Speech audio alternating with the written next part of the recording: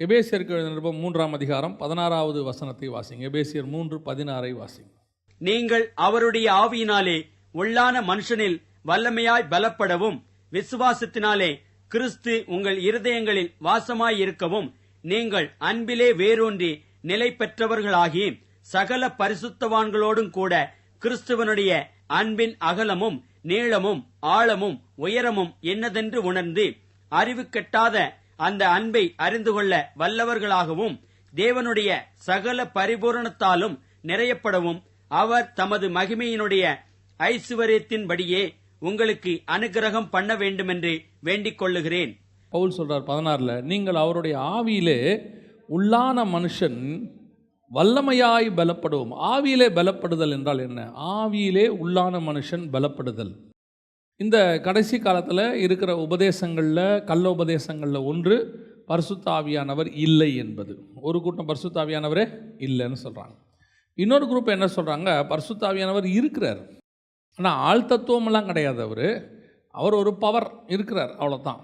எப்படி நம்ம இப்போது வரங்கள் பற்றிலாம் பேசுகிறோமோ அதே மாதிரி பரிசுத்த ஆவியானவருங்கிறது ஒருத்தர். அது நீங்கள் தேவனாக அதில் கன்சிடர் பண்ணக்கூடாது அப்படின்னு சொல்லி அது ஒரு ஆள் தத்துவமாக கொண்டு வரக்கூடாது அப்படின்னு சொல்கிறாங்க.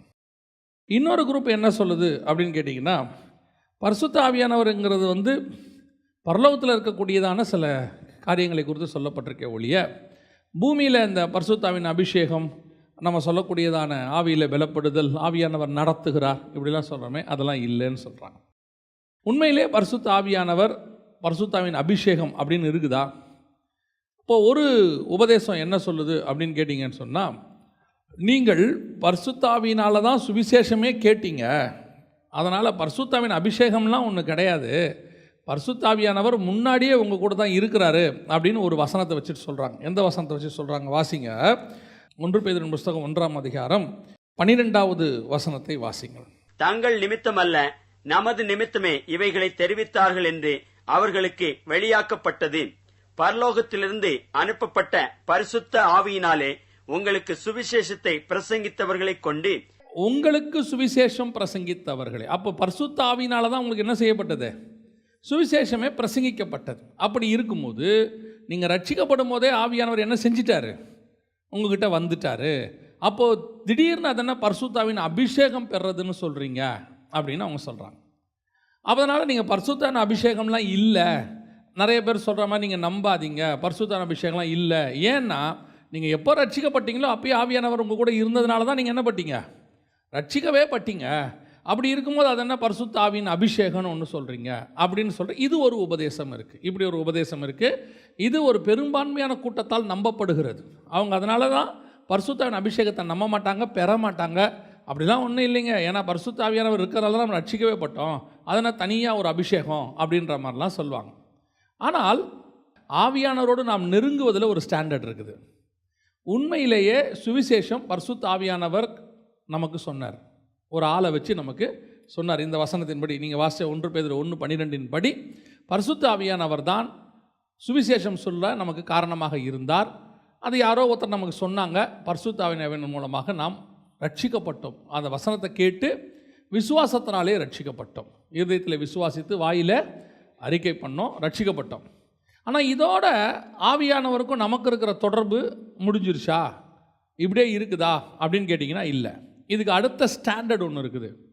இதுக்கு அடுத்த ஸ்டாண்டர்டு தான் பரிசுத்த ஆவியானவர் உங்களுக்குள்ளே வருதல். இப்போ ஆவியானவர் வெளியிருந்து உங்களை என்ன பண்ணுறாரு? சபைக்கு நேராக நடத்துகிறாரு, அதாவது ரட்சிப்புக்கு நேராக நடத்துகிறாரு. ரட்சிக்கப்பட்ட நீங்கள் அடுத்து எங்கே வரீங்க? சபைக்கு வரீங்க. இதுதான் தேவனுடைய திட்டம். ஒரு குரூப்பு சபைக்கே வர வேணான்னு சொல்லுது, அதை விட்டுருவோம். அவங்க என்ன சொல்லிடுவாங்கன்னா, சபைக்கெல்லாம் எதுக்குங்க போயிட்டு, அதெல்லாம் தேவையில்லை, நீங்கள் ரட்சிக்கப்பட்டாலே போதும், பரலோகத்துக்கு போயிடலாம் அப்படிங்கிறவங்களாம் இருக்கிறாங்க. ஆனால் வசனம் சொல்லுது, ரட்சிக்கப்பட்டவர்களே கர்த்தர் அனுதினமும் சபையில் சேர்த்தார். சபைனா அமைப்பு, கூட்டமைப்பு, நம்ம எல்லாரும் சேர்ந்து இருக்கிறது தான் சபை, கட்டடம் அல்ல, நாம் தான் சபை. ஸோ அப்போ ஆண்டவர் கொண்டு வந்து சபையில் சேர்க்குறார். ஸோ வெளியிருந்து உள்ளே கூட்டு வந்தது ஆவியானவர் தான். நம்ம ரட்சிக்கப்பட்டு சபைக்கு வந்தோம். இதுக்கு அடுத்த லெவல் ஒன்று இருக்குது. இதோட முடிஞ்சிடல ஆவியானவரோட லெவல். இதுக்கு அடுத்த லெவல் ஒன்று இருக்குது, அதுதான் பரிசுத்த ஆவியினுடைய அபிஷேகம் நம்ம சொல்கிறோம். இயேசு கிறிஸ்து சொல்கிறாரு, உன்னதத்திலிருந்து பலன் உங்களிடத்தில் வருகிற வரைக்கும் நீங்கள் போய் என்ன செய்யுங்க? எருசலேமிலே காத்திருங்கள் அப்படின்னு சொல்கிறார். ஸோ அந்த பரிசுத்த ஆவியானவர் வந்து நிரப்புறார் நம்மளை. அதுக்கு பேர் தான் அபிஷேகம். அப்போஸ்தலர் நடபடிகள் 2ஆம் அதிகாரம் 2-3 வசனங்களை வாசிங்க. அப்பொழுது பலத்த காற்று அடிக்கிற முழக்கம் போல வானத்திலிருந்து சடுதியாய் ஒரு முழக்கம் உண்டாகி அவர்கள் உட்கார்ந்திருந்த வீடு முழுவதையும் நிரப்பிற்று. அல்லாமலும் அக்கினிமயமான நாவுகள் போல பிரிந்திருக்கும் நாவுகள் அவர்களுக்கு காணப்பட்டு அவர்கள் ஒவ்வொருவர் மேலும் வந்து அமர்ந்தது. இதான் பரிசுத்தாவினுடைய அபிஷேகம். ஆவியினாலும் அக்கினியினாலும் அபிஷேகம் பண்ணுகிறார்னு இருக்கு இல்லையா? அக்கினிமயமான நாவுகள் வந்து அமர்ந்தது. ஸோ இது வந்து பேசிக்காக உங்களுக்கு தெரியும். ஆனால் பெரும்பான்மையாக ஒரு கூட்டத்துக்கு இன்றைக்கி வெளியே ஒரு விதமான உபதேசம் போயிட்டு இருக்குது. அந்த உபதேசத்தில் பரிசுத்த ஆவி கிடையாது, அபிஷேகம் கிடையாதுன்னு சொல்கிறதுனால அவர்களுக்கும் இதை சொல்லணுன்றதுனால சொல்கிறோம். ஸோ பரிசுத்தாவின் அபிஷேகம் என்பது நிச்சயமாக உண்டு. ஒரு காலகட்டம் வரைக்கும் ஆசாரியர்கள் ஆசாரிப்பு கூடாரத்தை நடத்தி கொண்டிருந்தார்கள். அவர்களுக்கு வேதம் கொடுக்கப்பட்டது. அதுக்கு பிறகு நியாயாஸ்திரிகள், அது வேரபாரகர், இப்படிலாம் இருந்தாங்க. அடுத்த காலகட்டத்தில் சபை, நம்முடைய சபைகள் வரும் பொழுது இப்போ நமக்கு போதிக்கிறது யாருன்னா ஆவியானவர் தான் சபைக்கு என்ன செய்கிறாரு? போதிக்கிறார். எப்படி சுவிசேஷம் சொல்கிறதுக்கு ஆவியானவர் ஒரு ஆளை யூஸ் பண்ணி சுவிசேஷம் நமக்கு சொன்னார்னு 1 பேதுருல வாசித்தோமோ, அதே மாதிரி சபையில் போதிக்கிறதுக்கும் ஆவியானவர் ஆட்களை செலக்ட் பண்ணுறார். சிலரை அப்போஸ்தலராகவும், சிலரை போதகராகவும், சிலரை மெய்ப்பராகவும், சபைக்குள்ளே சிலரை தீர்க்கதரிசியாகவும் வச்சிருக்கிறார். அப்போ அவங்க சபைக்குள்ளே இருந்து ஆவியானவர் கொடுக்கறதான தூதை வாங்கி நமக்கு தராங்க. அது அவங்க வாங்கி நமக்கு தர்றது. ஆனால் அந்த வசனம் உங்களுக்குள்ளே கிரியை செய்ய வேண்டுமென்றால் உங்களுக்குள்ளே ஆவியானவர் இருக்கணும். ஆவியானவர் உங்களுக்குள்ளே இருந்தால் தான் வேத வாக்கியங்களுடையதான அர்த்தம் உங்களுக்கு புரியும், ஆழம் தெரியும். இப்போ நீங்கள் வாசித்த வசனத்தில், எபேசரில் வாசித்ததை, கர்த்தருடைய ஆழம், அகலம், நீளம், உயரம் எல்லாத்தையும் நமக்கு சொல்லி கொடுக்கறது யாருன்னு கேட்டிங்கன்னா பரிசுத்த ஆவியானவர் தான். அவர் தான் நமக்குள்ளே இருந்து நடத்துகிறார். அப்போ அந்த பரிசுத்த ஆவியினுடைய அபிஷேகம் என்பது ரொம்ப ரொம்ப முக்கியம். பரிசுத்த ஆவியானவரை நீங்கள் பெற்றுக்கொண்ட பிறகுதான் வசனத்தினுடைய ஆழத்துக்கே நீங்கள் போவீங்க. ஏன்னா வேத வாக்கியங்களெல்லாம் தேவ ஆவியானவராலே அருளப்பட்டிருக்கிறது. ஒரு ஆத்தர் வந்து என்ன சொல்கிறாரோ அதுதான் சரியான வியூ. எனக்கு ஆண்டவர் சொல்லி கொடுத்ததை நான் உங்களுக்கு சொல்கிறேன். நம்மக்கிட்ட பொதுவாகவே 2-3 வியூ இருக்கும் வசனத்தில். ஒரு வியூ என்ன அப்படின்னு கேட்டிங்கன்னா, நமக்கு போதிக்கிறவங்க, இப்போ நாங்கள் உங்களுக்கு சொல்லி கொடுக்குறோம், எங்களுடைய வியூ ஒன்று உங்கள்கிட்ட இருக்கும். அதை வந்து நீங்கள் கேட்டுக்கிட்டே இருக்கிறீங்க. இது ஒரு வியூ. இது இல்லாமல் நீங்கள் வாசிக்கும் போது உங்களுக்கு ஒரு வியூ அதில் ஒன்று கிடைக்கும். நீங்கள் அதை வாசிக்கும் போது உங்களுக்கு ஒன்று தெரியும். இது ஒரு வியூ. ஆனால் உண்மையிலேயே ஆவியானவருடைய வியூ ஒன்று இருக்குது.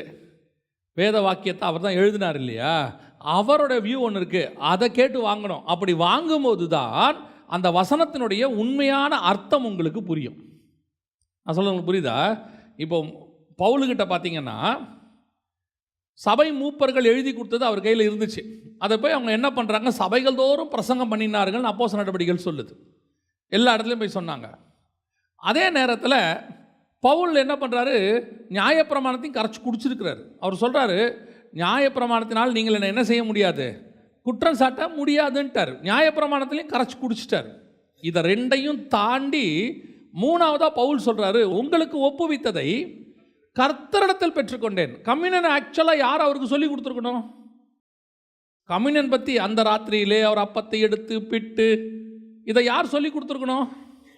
அப்போஸ்தலர்கள் சொல்லி கொடுத்துருக்கணும். அவங்க சொன்னாங்க, அன்றைக்கி நைட்டுப்பா இயேசு கிறிஸ்து போகிறதுக்கு முந்தின நாள் அப்பத்தை எடுத்தாரு, பிட்டாரு, கொடுத்தாரு அப்படின்னு சொல்லி கொடுக்கணும்ல. அவங்க சொல்லி கொடுக்கலங்கிறத பவுல் நமக்கு தெளிவாக சொல்கிறாரு. உங்களுக்கு ஒப்புவித்ததை கர்த்தரிடத்தில் பெற்றுக்கொண்டேன். அப்போ ஒரே கம்யூனியனுக்கு எத்தனை வியூ இருக்குது பாருங்கள். ஒன்று சபை மூப்பர்கள் அவருக்கு சொல்லி கொடுத்தது ஒன்று இருக்கு, அவர் நியாயப்பிரமாணத்தில் படித்தது ஒன்று இருக்கு, அதையும் தாண்டி கர்த்தர் கொடுத்தது ஒன்று இருக்கு. இந்த இடத்துக்கு தான் நீங்கள் நானும் வரணும். இதுதான் ஆவியானவராலே நடத்தப்படுதல்.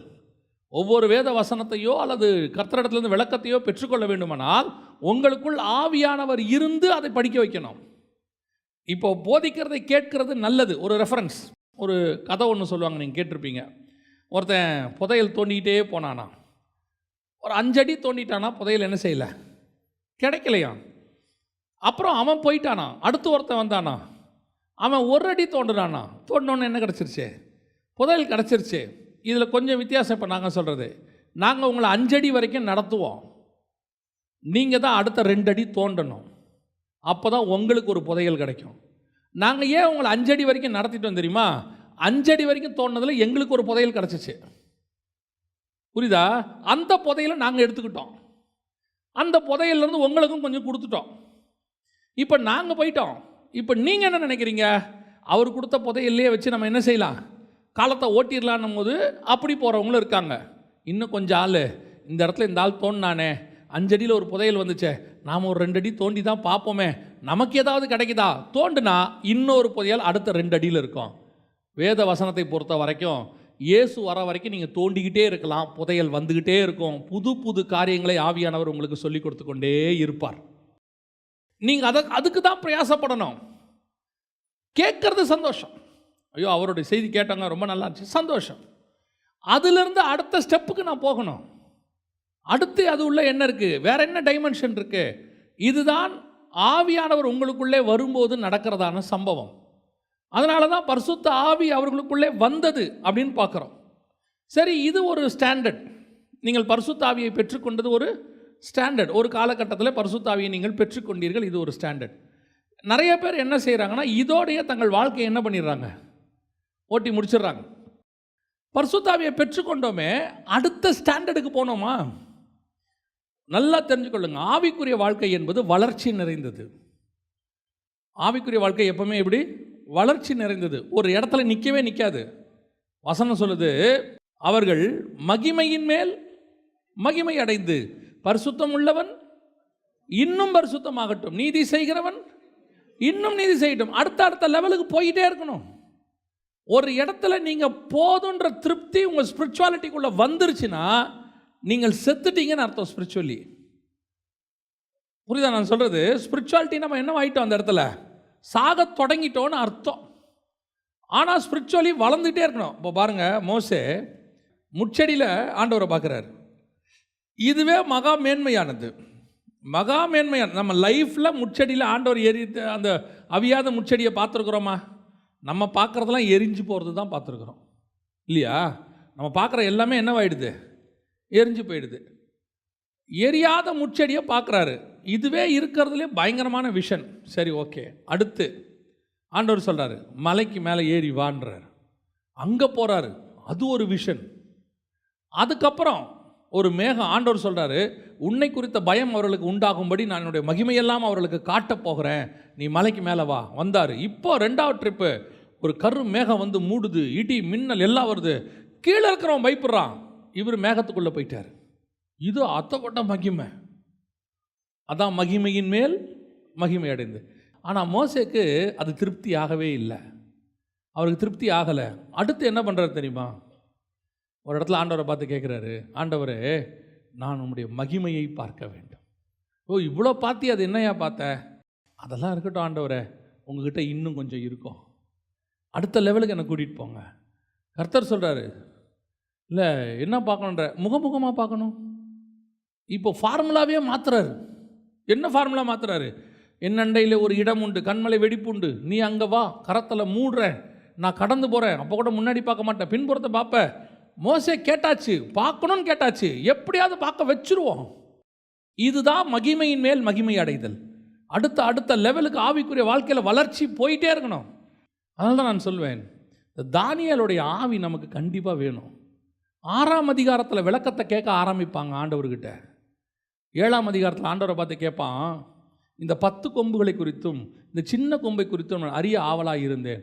7ஆம் அதிகாரத்தில் கேட்டவன் சாக போகிற வரைக்கும் கேள்வி கேட்டுக்கிட்டே இருப்பான். இந்த 1335 நாளை குறித்தும் இந்த 2300 நாளை குறித்தும் அது விளக்க என்ன. ஆண்டவர் கடைசி என்ன தெரியுமா சொல்லுவார்? பரவாயில்ல தானியேலே, ரெஸ்ட் எடு, பரவாயில்ல. ஆண்டவர் சொல்லுவார், நீயோ போய் என்ன செய்ய, இளைப்பாரி கொண்டு, அது முடிவு காலத்துக்குரியது. நீ என்னப்பா நீ இப்படி வேலை பார்க்குற? அதுதான் ஆவிக்குரிய வளர்ச்சி. இன்னைக்கு ஸ்பிரிச்சுவலி பரிசுத்த ஆவியை பெற்ற உடனே ஒரு திருப்தி. ஆவியை பரிசுத்த ஆவியை நாங்கள் பெற்றுட்டோம், அப்புறம் அவ்வளோதான். பரிசுத்த ஆவியை பெற்று 25 வருஷம் ஆச்சு. அடுத்த லெவலுக்கு என்ன போனீங்க? அதுக்கு அடுத்த லெவல் போனீங்க. நான் மினிஸ்ட்ரியை பற்றி பேசவே இல்லை, ஸ்பிரிச்சுவல் ஸ்டாண்டர்டை பற்றி பேசுகிறேன். ஸ்பிரிச்சுவலி நம்ம எந்த அளவுக்கு போகணும்? இப்போ பரிசுத்த ஆவியை பெற்றவங்க அடுத்து இன்னொரு லெவல் இருக்குது, அந்த லெவலுக்கு போகணும். எந்த லெவலுக்கு போகணும்? வாசிங்க, வெளிப்படுத்தின விசேஷம் 1ஆம் அதிகாரம் 10வது வசனத்தை வாசிங்க. கர்த்தருடைய நாளில் ஆவிக்குள்ளானேன். ஆவிக்குள்ளானேன்னா என்ன? 3வது வசனம் வாசிங்க. அல்லாமலும் அக்கினிமயமான நாவுகள் போல பிரிந்திருக்கும் நாவுகள் அவர்களுக்கு காணப்பட்டு அவர்கள் ஒவ்வொருவர் மேலும் வந்து அமர்ந்தது. இப்போ பரிசுத்த ஆவி எனக்குள்ள வந்தாரு. யாருக்குள்ள? யோவானுக்குள்ள. அந்த 120 பேர்ல யார் இருக்கிறா? யோவானும் இருக்கிறார். அவருக்குள்ள வந்தார். ஆனால் வெளிப்படுத்தல் 1:10 சொல்லுது, கர்த்தருடைய நாளில் ஆவிக்குள்ளானேன். பரிசுத்த ஆவியானவர் எனக்குள்ள வந்தது ஒரு காலம். இப்போ எனக்கு ஒரு 90 வயசு ஆக போகுது. யோவானுக்கு அப்போ 90 வயசு, பத்மதீவில் 90 வயசு ஆக போகுது. இப்போ ஆவியானவருக்குள்ள நான் வளர்ந்துருக்கிறேன். இப்போ ஆவிக்குள்ள நான் போயிட்டேன். ஆவி எனக்குள்ள வந்த காலம் போச்சு. இப்போ நான் என்னவாயிட்டேன்? ஆவிக்குள்ள போயிட்டேன். என் மாம்சத்துக்குள் ஆவியானவர் இருந்தது போக ஆவியானவருக்குள் என் மாம்சம் போய்விட்டது. எனக்குள்ள ஆவியானவர் இருந்தால் நான் அவரை கண்ட்ரோல் பண்ணுறேன்னு அர்த்தம். அவர் வந்து பாவத்தை குறித்தும் நீதியை குறித்தும் கண்டித்து உணர்த்துவார். அவர் வந்து உணர்த்தும் போது நான் கேட்பேன், கேட்காம போவேன், கீழ்ப்படியாமல் போவேன், பின்மாற்றம் அடைவேன், பாவத்தில் விழுவேன், திருப்பி மன்னிப்பு கேட்பேன். இதெல்லாம் நடக்கும். ஏன்னா இப்போ ஆவியானவர் எங்கே இருக்கிறாரு? எனக்குள்ளே இருக்கிறாரு.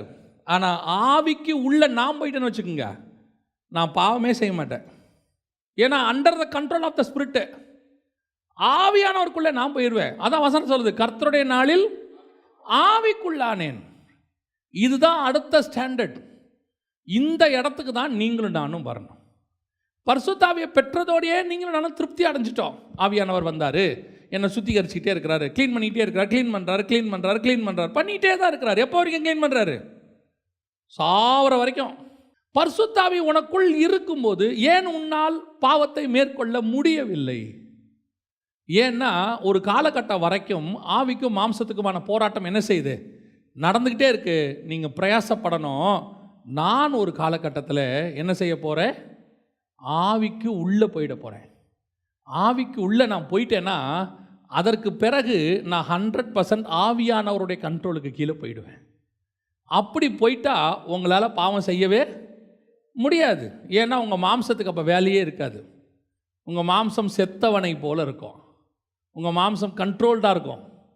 அந்த ஆவிக்குள்ளே போகிற அனுபவத்தை தான் ஆண்டவர்கிட்ட கேட்கணும். ஆண்டவரே, நான் என்ன செய்யணும்? ஆவிக்குள்ளாகிற அனுபவம். இப்போ பரிசுத்த ஆவியானவர் உங்களுக்குள்ளே வந்துட்டார். அப்போஸ்தலர் 2ஆம் அதிகாரத்தில் வந்துட்டார். வந்தபோது பரிசுத்த ஆவியானவர் பேசுகிறாரு. பரிசுத்த ஆவியானவர் பேசுகிறத அந்நிய பாஷையோ அவங்க பல பாஷைகள் பேசுகிறாங்க, பற்பல பாஷைகள்.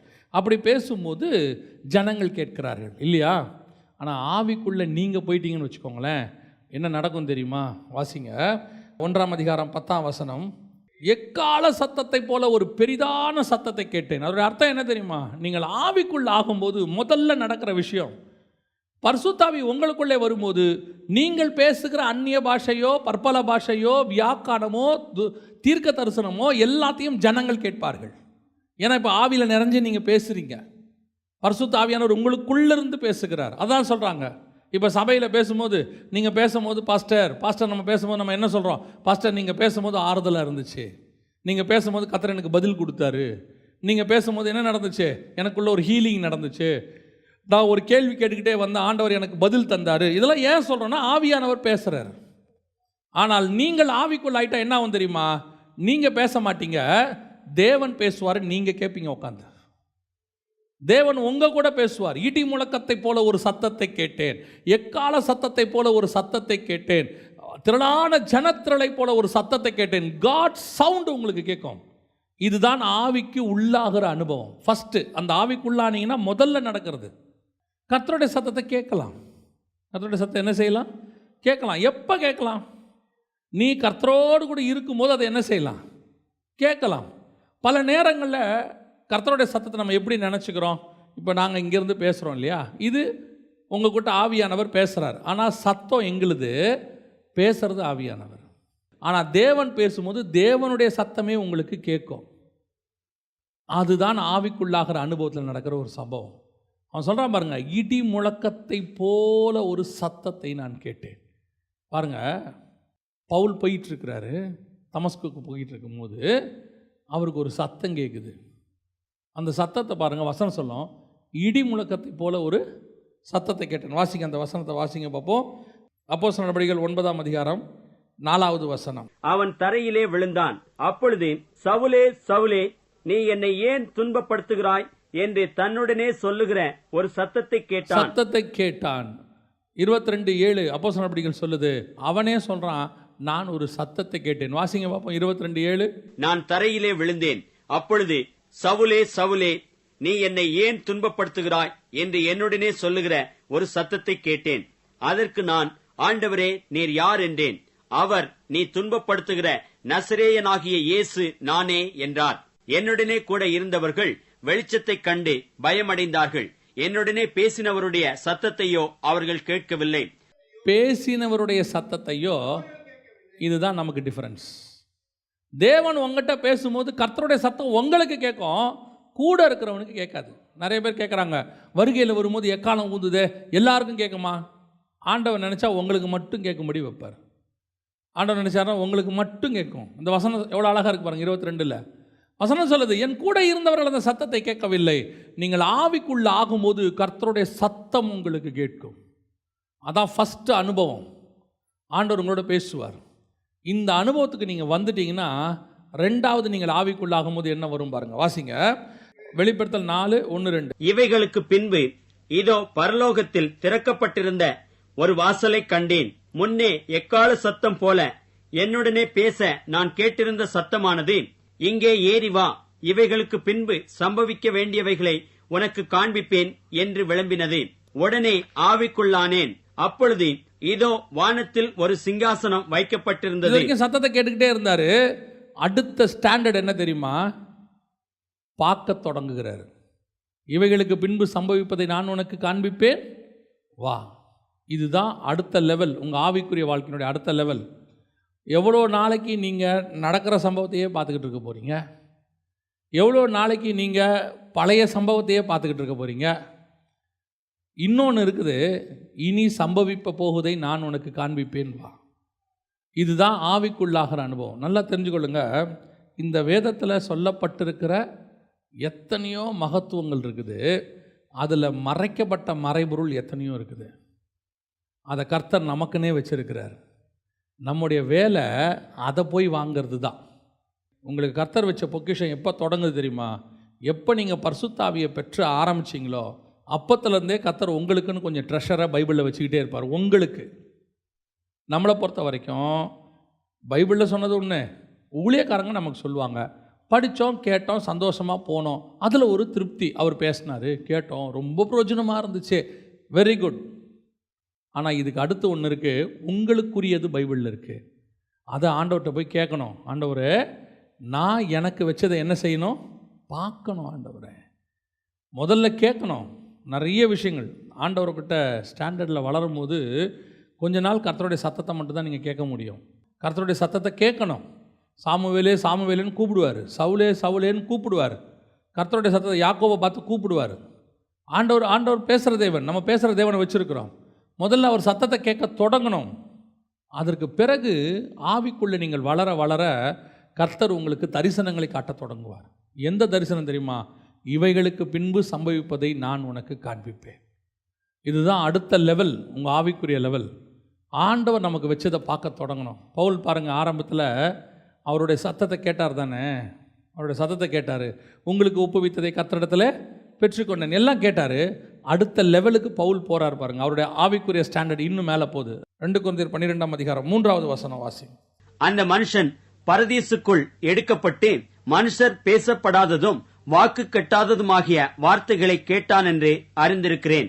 பரதீசிக்குள்ள போயிட்டார் பாருங்க. இப்ப அடுத்து எடுத்துட்டு போயிட்டார். இதான் செகண்ட். ஆவிக்குள்ள ஆகும்போது கர்த்தர் உங்களை என்ன பண்ணுவார் தெரியுமா? அடுத்த லெவலுக்கு அவர் இருக்கிற இடத்துக்கு எடுத்துட்டு போவார். இப்போ பரிசுத்த ஆவியானவர் வரும்போது மேல் வீட்டறையில் எல்லார் மேலேயும் அவர் வந்து என்ன செஞ்சார்? இறங்கினார். ஆனால் ஆவிக்குள்ளாகும்போது என்ன ஆகும் தெரியுமா? அவர் இருக்கிற இடத்துக்கு உங்களை கூட்டிகிட்டு போய் தரிசனங்களை காட்டுவார். இவைகளுக்கு பின்பு சம்பவிப்பதை காட்டுவார். இந்த ஸ்டாண்டர்டுக்கு வரணும். இது பவுலுக்கு மட்டும்தான் கிடையாது, யோவானுக்கு மட்டும்தான் கிடையாது. வாசிங்க 37ஆம் அதிகாரம் எசேக்கியேல் புஸ்தகம் 1வது வசனத்தை வாசிங்க.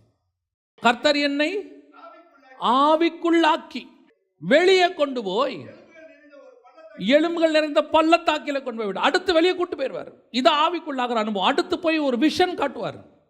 அவர் காட்டுற இடத்துக்கு உங்களை கூட்டிட்டு போவார். வெளிப்படுத்தல் 17:3 வாசிங்க பார்ப்போம். ஆவிக்குள் என்னை வனாந்தரத்திற்கு கொண்டு போனான். ஆவிக்குள் என்னை, நான் ஆவிக்குள் ஆயிட்டா தான் அடுத்த லெவல் வனாந்தரத்துக்கு கூட்டு போறாரு, எலும்புகள் நிறைந்த பள்ளத்தாக்கு கூட்டிட்டு போறாரு. இப்போ பாருங்க, ஆவிக்குள்ளாக்கி கர்த்தர் ஒவ்வொரு இடமா என்ன செய்றாரு, கொண்டு போறாரு. இதுதான் அடுத்த ஸ்டாண்டர்ட். உங்கள் ஆவிக்குரிய வாழ்க்கையினுடைய ரெண்டாவது ஸ்டாண்டர்ட். ஃபஸ்ட்டு பரிசுத்த ஆவியை பெற்றீங்க, இது ஃபஸ்ட்டு லெவல். ரெண்டாவது லெவல் ஆவிக்குள்ளே போனீங்க, இது ரெண்டாவது லெவல். மூணாவது லெவல் ஆவிக்குள்ளே போகும்போது நீங்கள் அவருடைய சத்தத்தை கேட்க தொடங்குவீர்கள். நாலாவது லெவல் அந்த சத்தத்தை கேட்கிற ஒரு காலகட்டத்தை தாண்டும் போது தரிசனத்தை பார்க்க தொடங்குவீர்கள். கர்த்தர் உங்களுக்கு வைக்கிறத நீங்கள் பார்க்க தொடங்குவீங்க. கர்த்தர் உங்களை கூட்டிகிட்டு போக தொடங்குவார். ஒவ்வொரு இடமா கர்த்தர் உங்களை கொண்டு போய் அவர் தனக்கு வெளிப்படுத்த வேண்டியவர்களை கொண்டு போய் வெளிப்படுத்துவார். இதுதான் கர்த்தர் உங்ககிட்டையும் எங்ககிட்டையும் எதிர்பார்க்கிற காரியம். இன்றைக்கி நாம் இந்த லெவலுக்கே வரமாட்டோம். நம்ம கிடைச்சதுலேயே சாட்டிஸ்ஃபேக்ஷன், இது வரைக்கும் நம்ம கிடைச்சதுலே திருப்தி ஆகிட்டோம். போதும், சந்தோஷம், நல்ல வசனம் கிடச்சிச்சு. நான் சொல்கிறேன், இது உங்களை புஷ் பண்ணுறது, அவ்வளோதான். உங்கள் ஆவிக்குரிய வாழ்க்கையில் உங்களை நாங்கள் உந்தி தள்ளுறது தான் சபை. இது ஜஸ்ட் அ புஷ். நீங்கள் தான் உங்கள் வாழ்நாள் எல்லாம் அடுத்த லெவலில் ஆவியில் வளர்ந்துக்கிட்டே போகணும். சபை என்பது உங்களை உருவாக்குகிற இடம். சபையோட வேலை என்ன? உங்களை ரெடி பண்ணி ஒரு பக்கம் ஊழியத்துக்கு அனுப்புறது, அது வேற. ஸ்பிரிச்சுவலி டெவலப் பண்ணி விடணும். இன்னும் போங்க, கர்த்தருடைய சமூகத்துக்கு போங்க, உட்காருங்க, ஆவிக்குள்ளாகிற அனுபவத்துக்குள்ளே வாங்க. அங்கே உட்காரும் போது அவருடைய சத்தத்தை நீங்கள் கேட்க தொடங்குங்க. இந்த சத்தத்தை கேட்கும் போது கர்த்தர் உங்களிடத்தில் அநேக ரகசியங்களை பேசுவார்.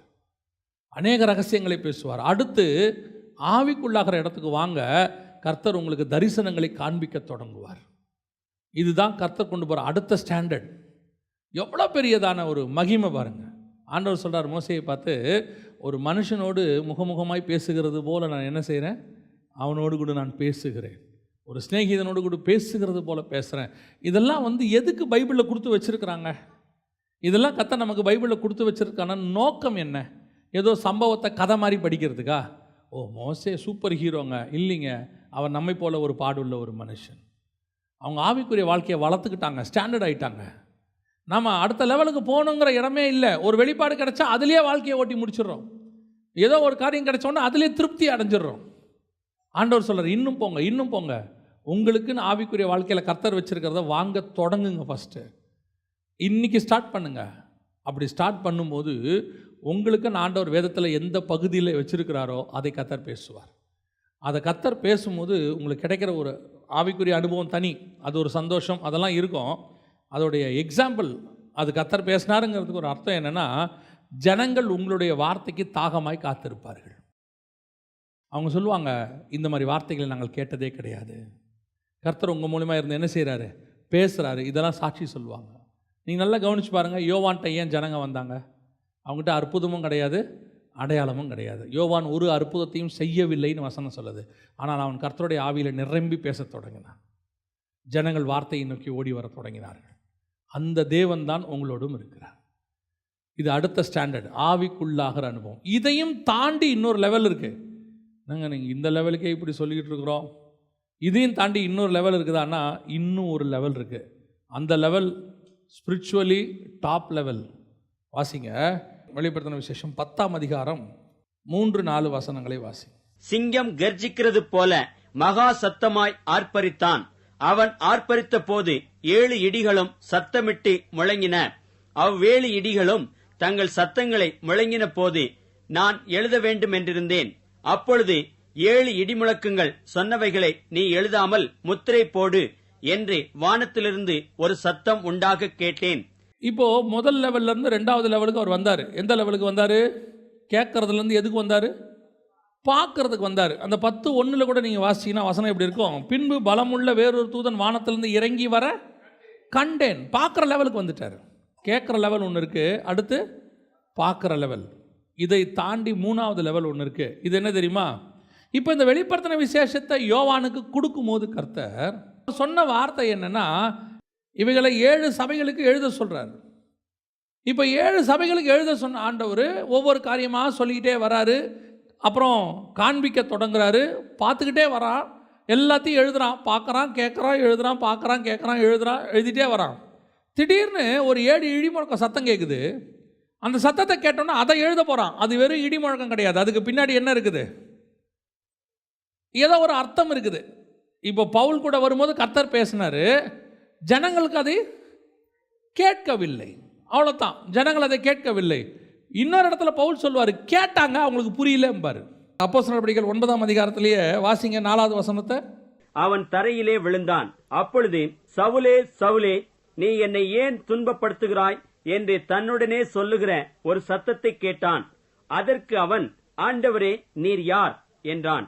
அதற்கு கர்த்தர், நீ துன்பப்படுத்துகிற இயேசு நானே. முள்ளில் உதைக்கிறது உனக்கு கடினமாம் என்றார். அவன் நடுங்கி திகைத்து, ஆண்டவரே, நான் என்ன செய்ய சித்தமாயிருக்கிறீர் என்றான். அதற்கு கர்த்தர், நீ எழுந்து பட்டணத்துக்குள்ளே போ, நீ செய்ய வேண்டியது அங்கே உனக்கு சொல்லப்படும் என்றார். அவனோடு கூட பிரயாணம் பண்ணின மனுஷர்கள் சத்தத்தை கேட்டும் ஒருவரையும் காணாமல். அப்படின்னா என்ன அர்த்தம்? இவங்களுக்கு ஒரு சத்தம் கேட்டது, ஆனால் என்னன்னே புரியல, அது ஒன்றுமே தெரியல.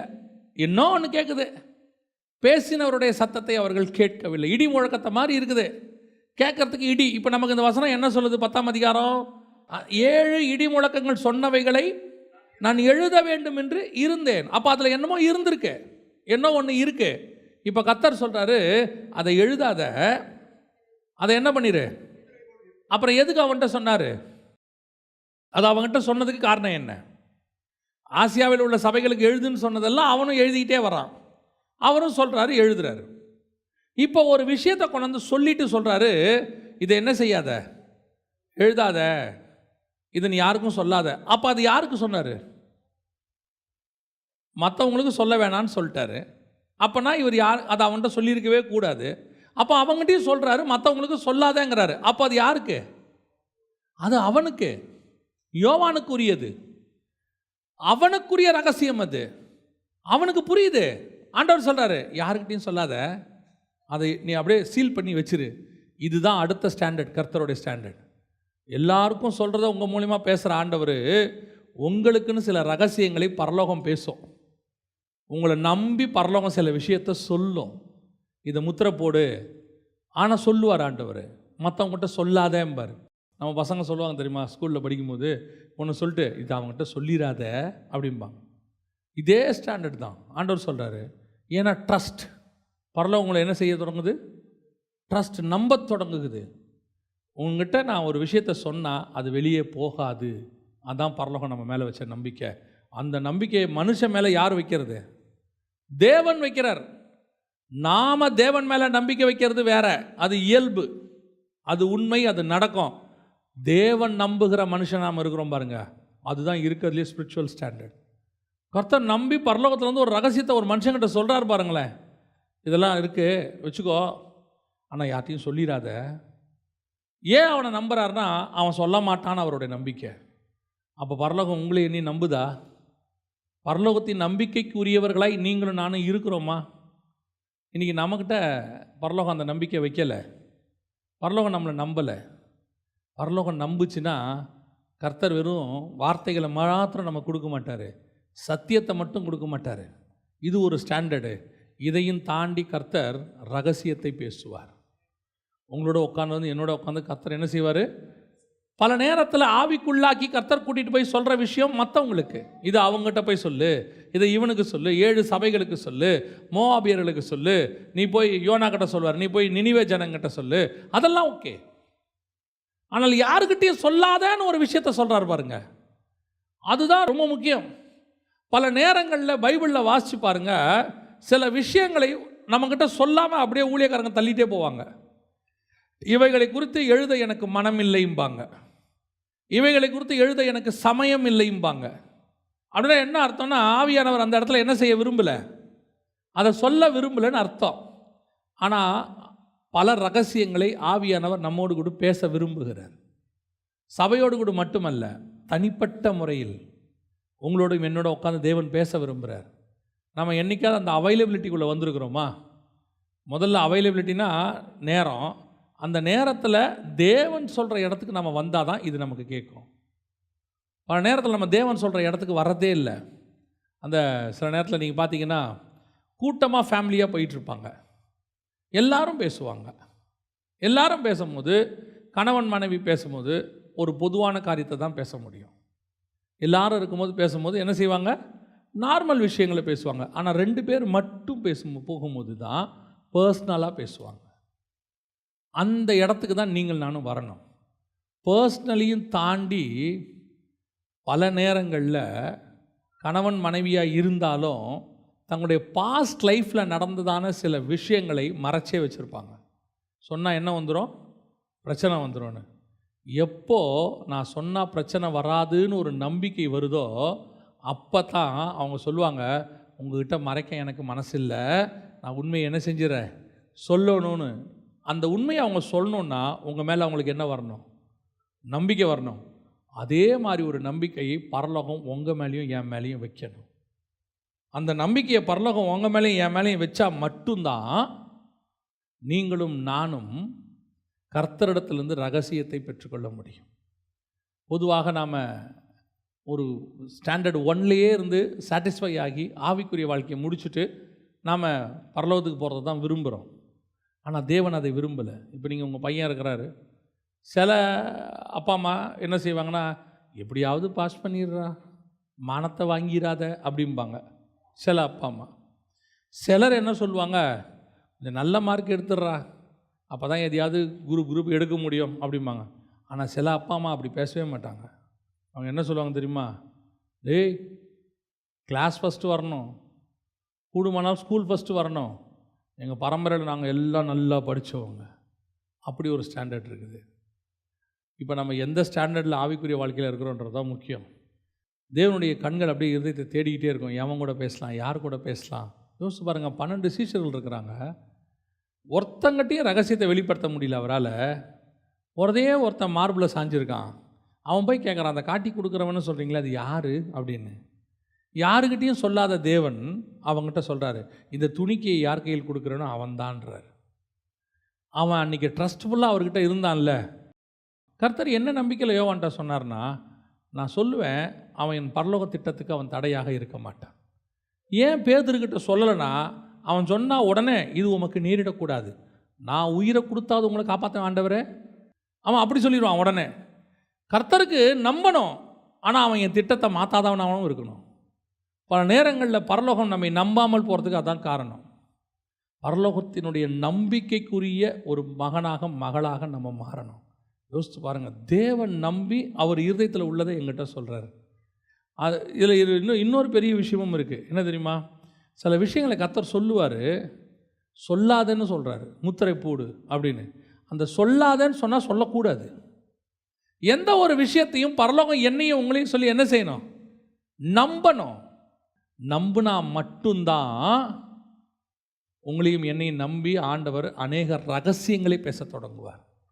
இப்போ நமக்கு கிடைக்கிறதெல்லாம் வெளிப்பாடு, வசனத்திலிருந்து வெளிப்பாடு. இப்போ நம்ம 2வது லெவல் 3வது லெவலில் தான் இருக்கிறோம். இனி வரும் சம்பவங்களை கேட்க வேண்டியிருக்கு. இனி வரும் சம்பவங்களை மத்தேயு எழுதின சுவிசேஷம் 13ஆம் அதிகாரத்தில் 52வது வசனம் வாசிங்க. அப்பொழுது அவர் அவர்களை நோக்கி, இப்படி இருக்கிறபடியால் பரலோக ராஜ்யத்துக்கு அடுத்தவைகளில் உபதேசிக்கப்பட்டு தேறின வேத பாரகன் எவனும் தன் பொக்கிஷத்திலிருந்து புதியவைகளையும் பழையவைகளையும் எடுத்துக் கொடுக்கிற வீட்டெஜமானாகிய மனுஷனுக்கு ஒப்பாயிருக்கிறான் என்றார். அப்போ என்ன அர்த்தம்? இவங்கிட்ட 2 பொக்கிஷம் இருக்கணும். என்ன இருக்கணும்? ஒன்று புதுசு, இன்னொன்று இப்போ நம்மகிட்ட இருக்கிறதெல்லாம் பழசு, பழைய பொக்கிஷம். ஆனால் பொக்கிஷம், பழைய பொக்கிஷம். என்ன பொக்கிஷம்? பழைய ஏற்பாட்டில் புதஞ்சிருக்கிற பொக்கிஷம், புதிய ஏற்பாட்டில் புதஞ்சிருக்கிற பொக்கிஷம், இதெல்லாம் உண்மை. ஆனால் புதியதுன்னு ஒன்று இருக்குது, த நியூ ஒன். தேவன்கிட்டேருந்து வாங்கிறது, தேவன் நமக்கு சொல்லி கொடுக்கறது, அதிலிருந்து கிடைக்கக்கூடிய வெளிப்பாடு. இந்த புதுசு ஆண்டவர்கிட்ட வாங்கிக்கிட்டே இருக்கணும். அதை வாங்கிறது அடுத்த லெவல். இதையும் தாண்டி உங்களுக்குன்னு மட்டும் பரலோகம் ஒரு ரகசியம் வச்சுருக்கோம், அதை கர்த்தர்கிட்டேருந்து கேட்டு வாங்கணும். அதை வாங்கும்போது தான் தேவன் உங்களை நம்ப தொடங்கி இருக்கிறாருன்னு அர்த்தம். தேவன் நம்மளை நேசிக்கிறார், அது வேற. நம்புகிறாரா? ஆண்டவருக்கு நம்ம மேலே நம்பிக்கை வரணும், ஹெவன் நம்பணும். இவனை நம்பி நான் பேசுவேன், இவங்கிட்ட நான் ஒரு விஷயத்தை சொல்லுவேன், நான் சொல்கிறத அவன் சொல்லுவான், நான் சொல்லாததை அவன் சொல்ல மாட்டான். முத்திரை போடுனா போடுவான், முத்திரையை உடனா உடைப்பான். ஏன்னா அவன் என் நம்பிக்கைக்கு உரியவன். அல்லேலூயா. இது கடைசியாக முதல்ல பரிசுத்த ஆவியானவர் உங்களை சுவிசேஷத்துக்கு நான் நடத்தினார், உள்ளே வந்தார். அப்புறம் நம்ம உள்ளே போனோம், உள்ளே போய் கேட்டோம், பார்த்தோம், ரகசியத்தை வாங்கினோம். கடைசியாக இன்னும் ஒன்று இருக்குது, அதை மாத்திரம் சொல்லி முடிக்கிறேன். பரிசுத்த ஆவியானவர் என்ன செய்வார்? வாசிங்க, எபேசியர் 4:30. அன்றியும் நீங்கள் மீட்கப்படும் நாளுக்கென்று முத்திரையாக பெற்ற தேவனுடைய பரிசுத்த ஆவியை துக்கப்படுத்தாதிருங்கள். இப்போ இந்த பரிசுத்த ஆவிக்குள்ளே நீங்கள் போனீங்க, ரகசியம் வாங்கினீங்க, எல்லாம் செஞ்சீங்க, எல்லாம் உண்மை. ஆனால் வர வரைக்கும் இந்த ஆவியானவர் உங்கள் மேலே இருக்கணும். அதுதான் ரொம்ப முக்கியம். வர வரைக்கும் என்ன செய்யணும்? உங்கள் மேலே அது இருக்கணும், அவர் இருக்கணும். போக வாய்ப்பு இருக்குதா? இருக்கு. துக்கப்பட்டு ஒரு நாள் ஆவியானவர் என்ன செஞ்சிருவார்? நம்மளை விட்டு போயிடுவார். எத்தனையோ ரகசியங்களை. இப்போ நீங்கள் ஒரு உதாரணத்துக்கு தாவீதை எடுத்துக்கோங்க. 51ஆம் சங்கீதத்தில் அவன் பண்ணுற ஜெபத்தில் ஒரே ஒரு பாயிண்ட் என்னென்னா, உம்முடைய பரிசுத்த ஆவியை என்னை விட்டு எடுத்துக்கொள்ளாமலும். ஏன்னா யார் இந்த இவன்? அதுக்கு முன்னாடி கர்த்தருடைய யுத்தத்தை செஞ்சவன், கோலியாத்தை ஜெயிச்சவன், கர்த்தரிடத்துலேருந்து சத்தத்தை கேட்டவன், ஆண்டவரோட ஞானத்தை வாங்கினவன், அவ்வளவு ஒரு பவர்ஃபுல் கிங்கு பரிசுத்த ஆவியை துக்கப்படுத்திட்டான். வெளிப்பாடுகளை பெற்றவன், தேவனிடத்துலேருந்து என்ன இருக்குது? வெளிப்பாடுகளை பெற்றவன்.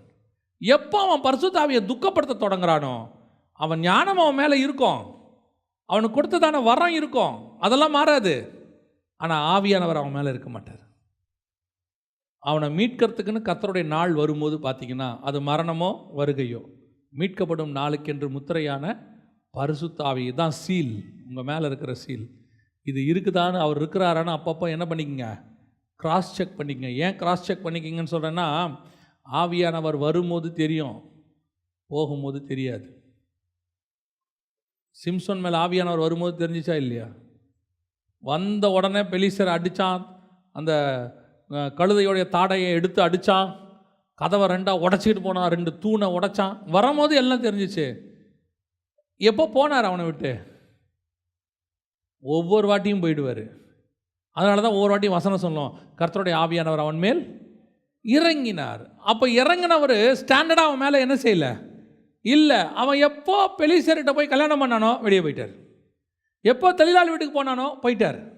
எப்போ அவன் திராட்சரசத்தை அந்த சிங்கத்துக்கிட்ட இருந்து தேனை சாப்பிட்டானோ போயிட்டார். எப்பெல்லாம் துக்கப்படுத்துகிறோமோ அப்போல்லாம் ஆவியானவர் என்ன செஞ்சிடறாரு? போயிடுறார். அதனால தான் தாவீது சொல்கிறான், தயவு செஞ்சு எடுத்துடாதீங்க. ஏன்? நான் ராஜாவாக இருக்கிறது முக்கியம் இல்லை, எனக்கு தேவை பரிசுத்த ஆவியானவர், அதான் முக்கியம், அதுதான் முக்கியம். ஒரு நாள் ராஜ்யபாரம் அவன் கையை விட்டு போச்சு இதனால், ஆனால் ஆவியானவர் அவனை விட்டு போகல. திருப்பி ராஜ்யபாரத்தை கொண்டாந்தாச்சு, ஆனால் ஆவியானவர் போயிட்டார்னா கொண்டு வருது கஷ்டம். இன்றைக்கி நிறைய பேருடைய பிரச்சனை இன்றைக்கி அதுதான் இருக்குது. ஆனால் இவங்க யார்? பழைய காலத்தில் பார்த்தீங்கன்னா கர்த்தருக்காக வல்லமையாக பயன்பட்டவங்க, ரகசியத்தை வாங்கினவங்க. யூதாஸை எடுத்துக்கோங்களேன். யூதாஸ் போய் அவன் என்ன பண்ணுறான்? அற்புதங்களை செய்கிறான், பிசாசு துரத்துறான், எல்லா வேலையும் செய்கிறான். 2 பேராக போகும்போது அவனும் கூட போனான். ஒரு நாள் அவனை விட்டு ஆவியானவர் போயிட்டார். அதாவது அவனுடைய அழைப்பு அவனை விட்டு போயிடுச்சு. சாத்தான் உள்ளே புகுந்துட்டான். அவனுக்கு அது தெரியவே இல்லை பாருங்க. இதுதான் இன்றைக்கி பிரச்சனை. இன்றைக்கி நம்ம மேலே இருக்கிற அந்த ஆவியானவர், அதை பத்திரமா பார்த்துக்கணும். உங்களுடைய அற்புதம், உங்கள் மூலமாக நடக்கிறதான கிரியை, உங்கள் ஊழியத்தின் மூலமாக நடக்கக்கூடியதான வல்லமையான காரியங்கள், உங்ககிட்டேருந்து வெளிப்படக்கூடியதான காரியங்களை வச்சுக்கிட்டு ஆவியானவர் இருக்கிறார்னு டிசைட் பண்ணிடாதீங்க. நல்லா தெரிஞ்சுக்கொள்ளுங்க. நடக்கிற கிரியையை வச்சோ, உங்களுக்கு கிடைக்கிற ஆசீர்வாதத்தை வச்சுக்கிட்டோ, உங்களுக்கு வாழ்க்கையில் நடக்கிறதான சில பாசிட்டிவான சம்பவங்களை வச்சுக்கிட்டோ இன்னும் பரிசுத்த ஆவி என் மேலே இருக்கிறார் நீங்கள் நினைக்கவே கூடாது. உங்களுக்குள்ள இருக்கிற ஆவியானவர் உங்களுக்குள்ளே இருந்தால் அவர் கொடுக்குற பிரச்சனைய சந்தோஷம் இன்னும் இருந்துக்கிட்டே இருக்கும்.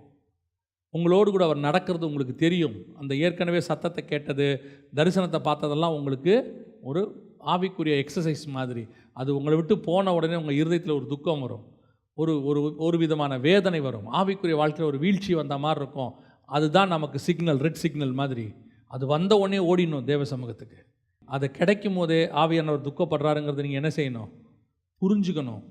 அதுக்கு தான் ப்ரிஃபரன்ஸ் கொடுக்கணும்.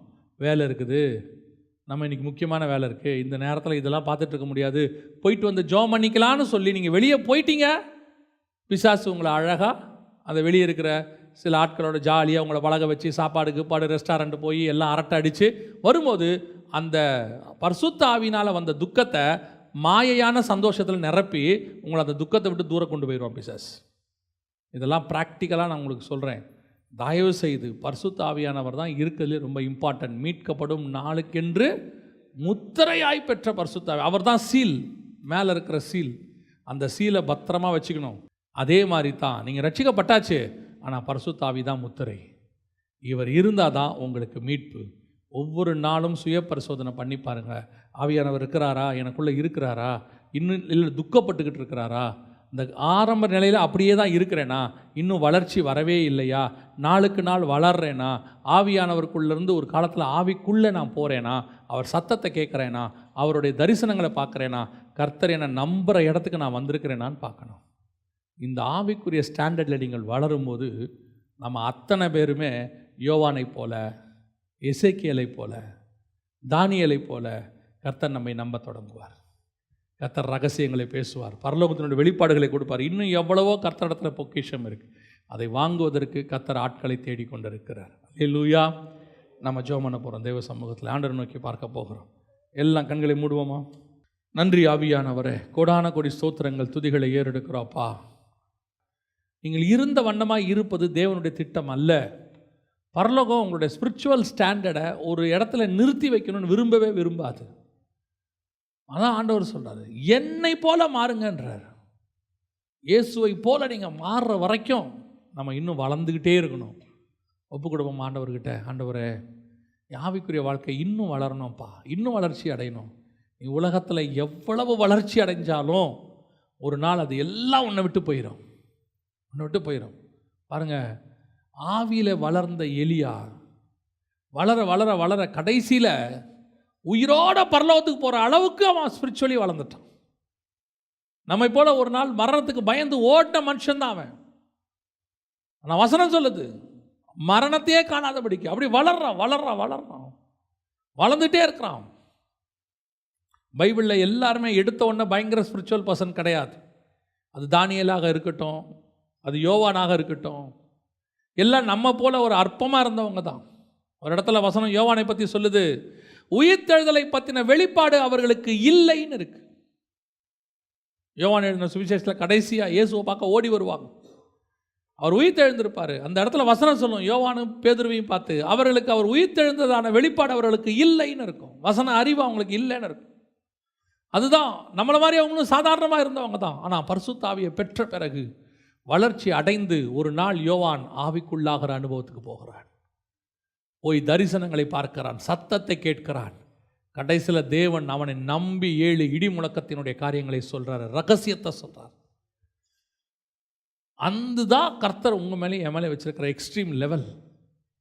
ஹெவன் வந்து சொல்லணும், ரகசியத்தை சொல்லணும்.